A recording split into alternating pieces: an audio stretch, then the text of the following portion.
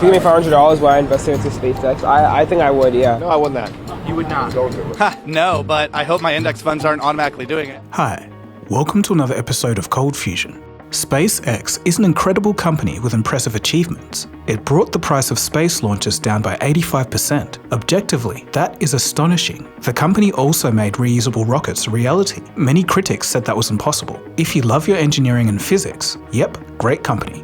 But now there's a massive problem. Recently, something has gone terribly wrong with the company. It's no longer what most people think it is. Let me ask you a question. What type of company do you think SpaceX is? You might say, a rocket cargo company that operates satellite communications. For those who are more optimistic, you could say that SpaceX is an exploration company who will take humanity to the moon and beyond.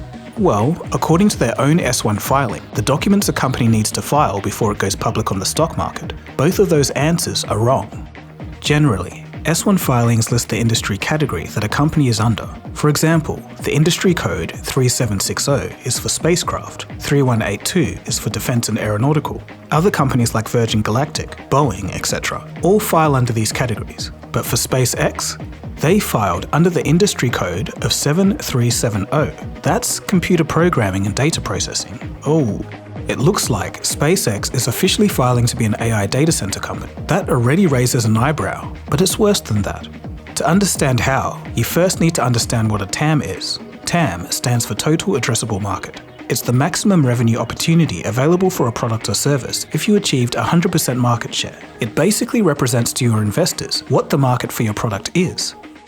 Looking at the prospectus, SpaceX's TAM is $28.5 trillion, approximately the size of the GDP of the United States. Okay, that's pretty high, but that's not the bizarre part. The strangest part is only 15% of this market is space and communications, and it's written right here in front of your face in plain text on page 11. So 85% of the company is essentially just a wrapper for yet another LLM and data center business like Anthropic or OpenAI. I know some of you guys have commented that you're getting sick of hearing about AI, but this isn't funny anymore, it's getting really serious. When SpaceX went public, it was the largest launch of any company in the history of financial markets, larger than Amazon, Google, Alibaba, and even Saudi Aramco.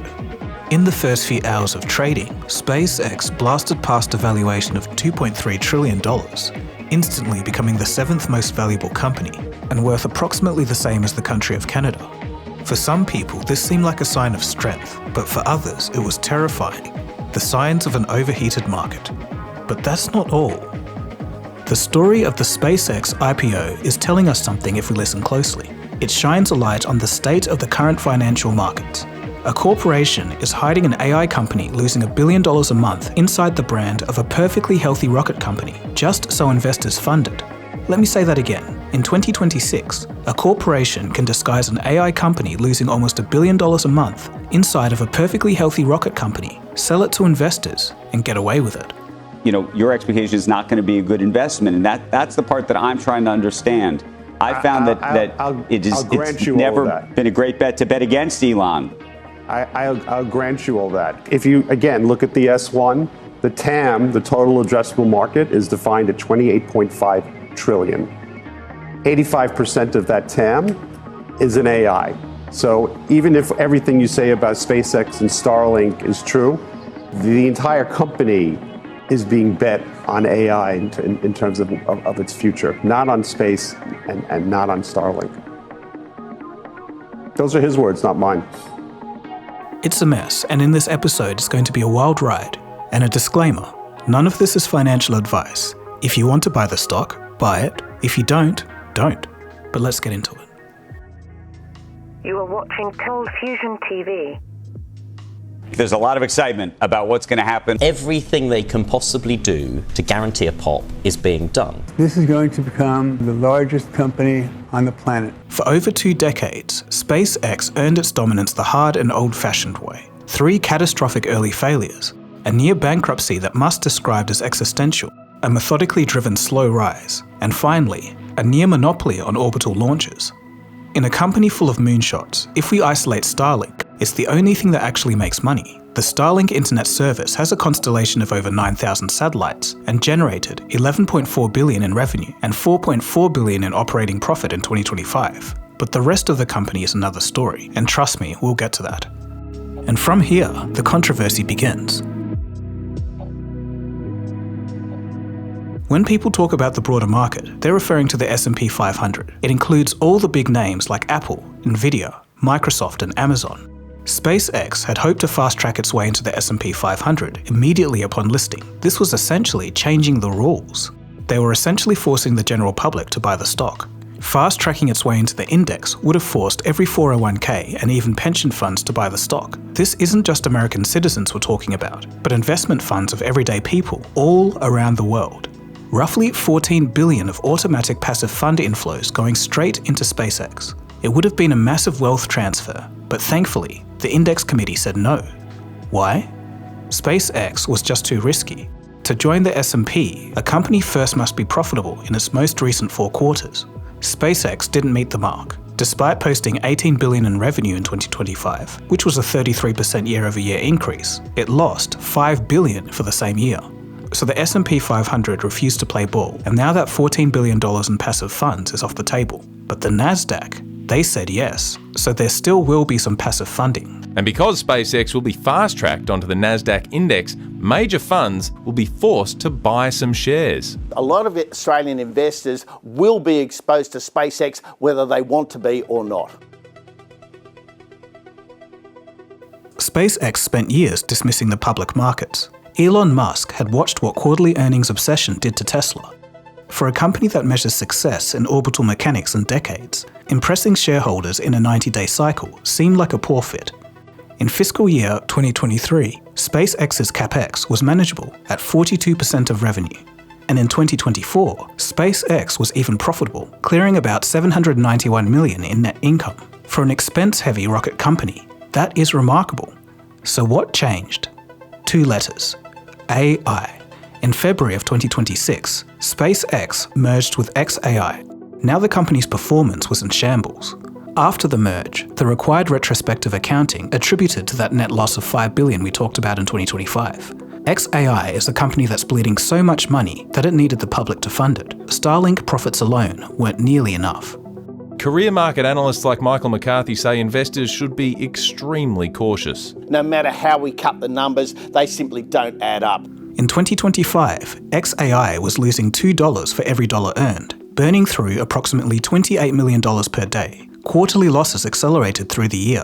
By Q1 of 2026, xAI's capital expenditure alone reached $7.7 billion. That's an annualized pace of $30.8 billion, more than double the entire prior year. In that same period, SpaceX's capital expenditure had gone from that manageable 42% of revenue to 215% of revenue. Objectively, SpaceX was a great company by itself. There was no need to shove AI into it. Every dollar that xAI burns is a dollar that the rest of the company could have used. So to summarize, in one transaction, a focused aerospace business became a conglomerate of rockets, satellites, social media, and a chatbot in the form of Grok. Up next, we'll see some of the bizarre things happening with xAI, and then we'll take a close look at SpaceX's biggest bet, data centers in space. But first, this message is sponsored by Raycon. Finding a gift that's actually useful is the hard part, but Raycon's essential open earbuds are one of those things I can genuinely see getting used every day. I've been using them quite a bit recently on walks, while running errands, and even working from home. What makes them different is the open ear design. They sit just outside your ear canal so you can listen to music, podcasts, or calls while still hearing what's going on around you. Whether I'm walking through the neighborhood or just getting outside after working on a script the whole day, I don't feel completely disconnected from everything around me. They're also incredibly lightweight, and the flexible multi-angular ear hook means that they stay secure without becoming uncomfortable. Whether I've worn them on long walks, around the house, or during workouts, after a while you honestly forget you're wearing them. A few features that make this a go-to pair of headphones is the open ear design, the comfortable fit, and the multi-point connection. I can switch between my phone and laptop without having to reconnect anything, and the battery life is also excellent, up to 36 hours with the charging case. I charge them maybe once a week. Raycon now has over 3 million customers, and the sound quality is right up there with the far more expensive brands. Plus, they come with a 30-day guarantee, so there's really no risk trying them out. I got one of these for Mother's Day too, and she started using it as well. So if you're looking for something practical this Father's Day, this is a great option. Upgrade your dad's workout routine. Go to buyraycon.com/ColdFusionOpen to get 15% off. Thanks to Raycon for supporting ColdFusion. Now, let's get back to these data centers in space. Since AI is 85% of the company's proposed market, we're forced to look at how XAI is performing in the LLM landscape. So users switch between ChatGPT, Claude, Gemini, and Grok consistently. Critics argue that AI is essentially a commodity at this point. Nobody talks about Grok being the market leader, except for users on the X platform. In fact, according to some estimates, Grok only has 0.4% of enterprise use. In the AI sector, enterprise is where all the money is, so that's not a good sign. Alright, well maybe the management team is a star-studded lineup of smart people, so they'll figure it out, right? Well, perhaps not. Musk founded XAI with 11 co-founders in 2023. Today, all 11 have left. There's 0 remaining. Okay, so that's not encouraging, but that's still fine. They can still make money by selling compute to other AI companies. Well, there's some problems there too. The deals so far don't give an aura of confidence. Google entered a partnership with XAI to lease some GPU compute for $920 million a month. Sounds great, but when you look deeper into the deal, there's a strange smell. Firstly, either party can terminate the contract with 90 days notice. Okay, that's a bit tenuous, but reading further, you learn that Google has a 6% stake in XAI. And there you go, that smell gets stronger. It smells like yet more circular financing with a sprinkle of revenue boosting for the SpaceX IPO season. Okay, so what about Anthropic? Didn't they sign a deal with SpaceX in May of 2026? Yes, but the way that deal came about is hilarious. It turns out that XAI screwed up the design for their first mega data center. For some reason, they built it with 3 different types of GPUs. This meant that the fastest GPUs were just sitting there idle, waiting for the slower ones to finish. The result was that AI training only ran at 11% of full capacity according to sources. Seeing that it was useless for training, XAI decided to rent out the data center and move the training of Grok to a new one. So that's not a great sign in management competence. But okay, that's fine. The company can still make money with a data center in space. SpaceX has filed with the FCC to build a space cloud of up to 1 million satellites. Orbital AI compute is targeted to begin by 2028, but launching 1 million satellites is a lot. The Starlink network has 9,000 satellites, so imagine over 100 times that number orbiting the Earth.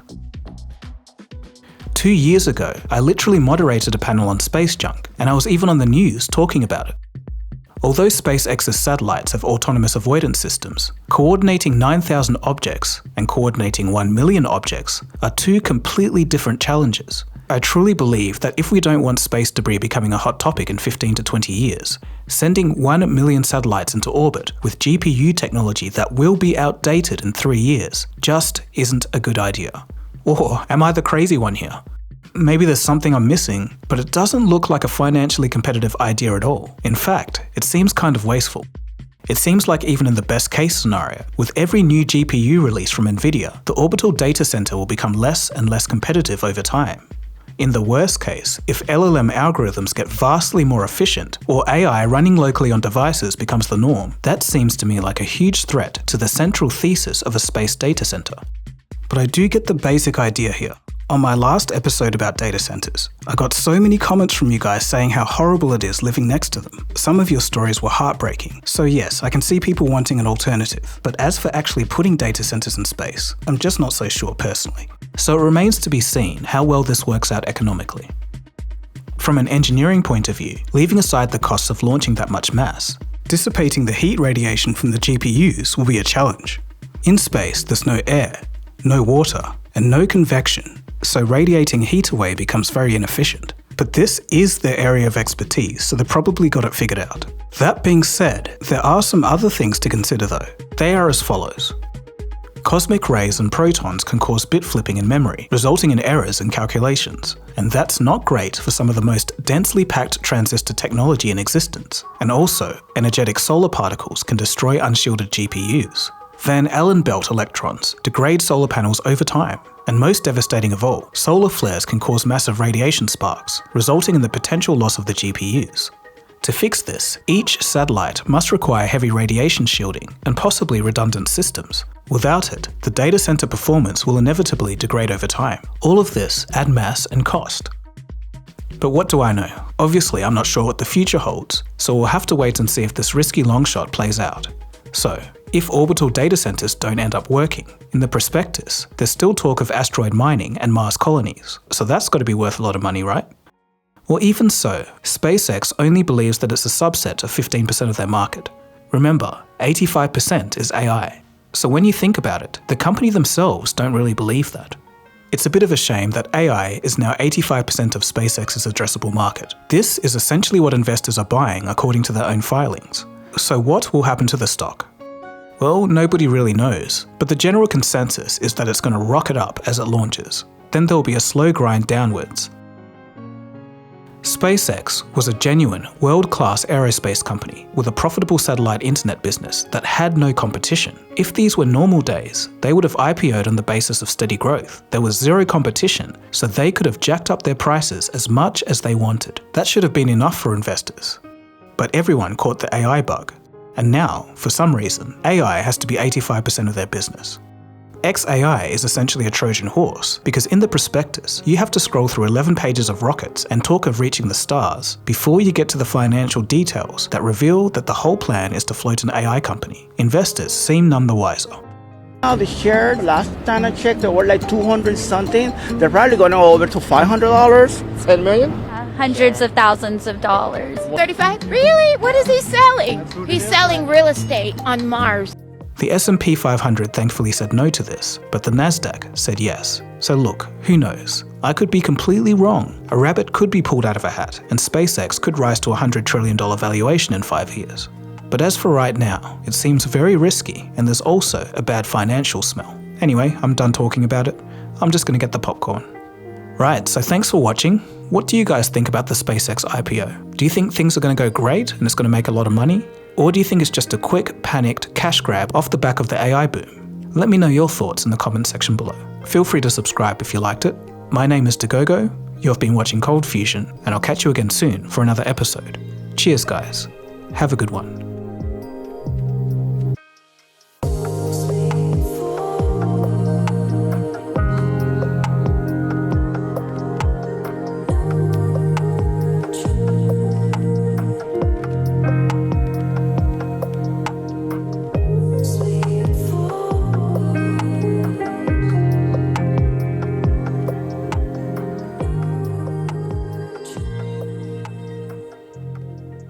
ColdFusion. It's new thinking.